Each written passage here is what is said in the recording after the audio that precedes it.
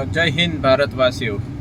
आज सुबह में मैं न्यूज़पेपर में पढ़ रहा था कि कल नरेंद्र मोदी जी ने ऐसा बताया कि भ्रष्टाचार is the biggest enemy of the democracy. तो और ये भ्रष्टाचार हमको वारसाई में मिला हुआ है। 10 साल के सुशासन के बाद भी हम आज भी प्रेजेंट गवर्नमेंट पिछली गवर्नमेंट का जो भी कुछ प्रॉब्लम्स थे उसी पे बात कर रही है कि मिली है, अभी भी हम सुधार नहीं पा रहे। मतलब 10 साल में क्या हुआ क्या नहीं हुआ वो पता नहीं किस तरह से दिखाते हैं, सही में कितना सच झूठ। नंबर्स जो अच्छे अच्छे आंकड़े वही पेपर्स में आते हैं, बुरे आंकड़े पेपर्स में आते नहीं हैं। वर्ल्ड लेवल के अच्छे आंकड़े हैं हमको न्यूज़ मीडिया में दिखाए जाते हैं, लेकिन करप्शन का आंकड़ा जो है हमारा देश 140 के बाद के पायदान पे ही है। तो भ्रष्टाचार 2014 से पहले भी हमारा जो लेवल था वही लेवल आज भी है। तो जब ऐसा भाषण में जब सुनता हूँ, नरेंद्र मोदी के प्रति मुझे बहुत प्यार है, उनका एडमिनिस्ट्रेशन स्टाइल भी अच्छा लगता है। तो कहीं ना कहीं मैं भी उनको सपोर्ट तो कर ही रहा हूँ, लेकिन अब ऐसा लगता है कि जो साधु संत महाराज जिस तरह से प्रवचन करते हैं कि ऐसा होना चाहिए वैसा होना चाहिए, नरेंद्र मोदी जी का भाषण भी अब मुझे ऐसे लगने लगा है। ये मेरा अभिप्राय है कि वो बातें बहुत अच्छी अच्छी करते हैं, हमको ऐसा होना चाहिए वो ऐसा होना चाहिए, लेकिन ग्राउंड लेवल पे एक्शंस क्या है। आज भी 10 साल के बाद भी बहुत सारे पायदान पे हम आगे आए हैं नरेंद्र मोदी जी के एडमिनिस्ट्रेशन में, बहुत सारी जगह पे मतलब अच्छा हुआ भी है। तो ऐसा नहीं है कि यही गवर्नमेंट में ऐसा अच्छा हुआ है। अगर मैं सोचता हूँ मैं 1990s में, जब 1990s में ग्लोबलाइजेशन की बात शुरू हुई, तब मेरे स्कूल में अखिल भारतीय कोई संस्था थी, खादीधारी लोग आ जाते थे और बोलते थे कि ईस्ट इंडिया कंपनी आ जाएगी वापस और हम वापस गुलामी में आ जाएंगे, लेकिन ऐसा नहीं हुआ। तब उस टाइम पे मुझे याद है कि यही भाजपा जनता दल जैसी पार्टियाँ मनमोहन सिंह या नरसिम्हा राव की सब पॉलिसीज़ को बहुत अपोज करते थे कि ग्लोबलाइजेशन लाना नहीं देना चाहते थे। तो मैं मानता हूँ कि नरेंद्र मोदी जी भी अच्छा ही काम कर रहे हैं लेकिन उनके गवर्नमेंट के उनके साथी, उनके नियम, उनके भारत की जो सिस्टम है उसमें जो बदलाव 10 साल के बाद देखना मिलना चाहिए वो दिखाई नहीं देता है।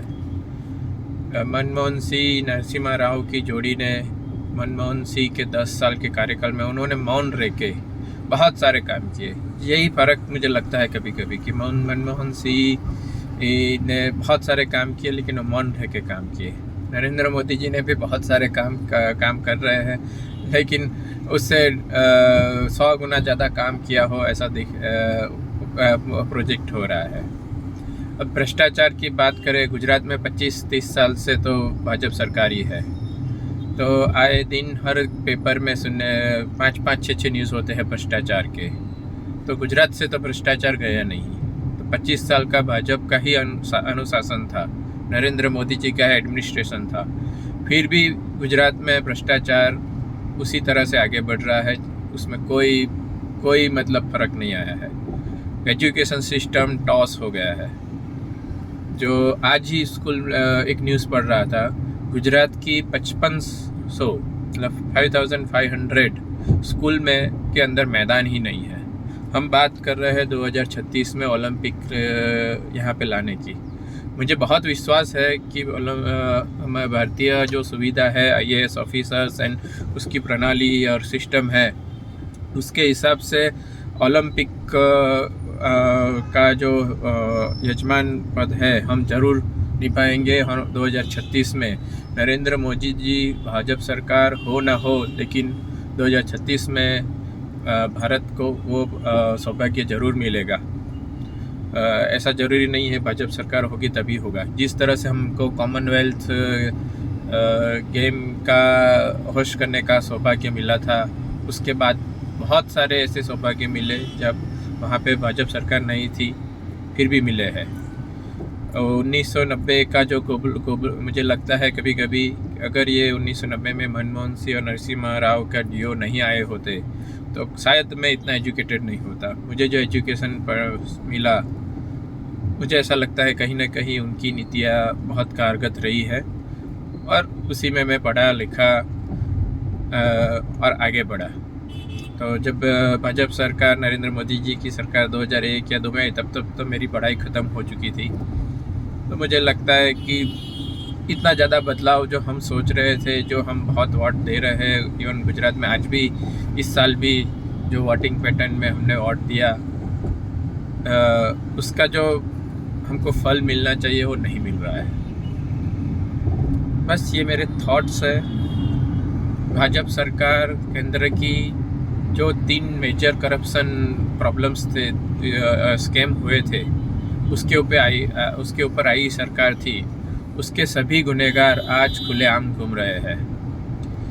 एक कॉमनवेल्थ गेम में सबसे मेन सूत्रधार थे सुरेश कलमाड़ी जी।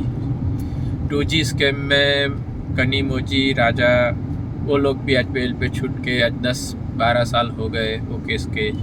कॉमनवेल्थ गेम के घोटाले के 10-12 साल हो गए, अभी भी जस्टिस नहीं है। कॉलगेट का स्कैम जो CAG का रिपोर्ट था, 3 लाख करोड़ और क्या फिगर्स थी उसमें, कि उतना नुकसान हुआ है। तो उसके ऊपर जो केस है उसका आज भी कोई रिजल्ट नहीं है। उसके ऊपर क्या कार्यवाही हो रही है, 10 साल में अगर जस्टिस नहीं दे पा रहे तो अब कितने साल लगेंगे। Justice delay means no justice. So corruption का, अगर ये सरकार करप्शन के ऊपर इतनी हावी बोलना चाहते हैं तो क्यों ये सब केस अभी भी क्लोज नहीं हुए हैं। नोटबंदी के बाद भी आज गुजरात यूनिवर्सिटी में आज भी फीस कैश में ली जाती है।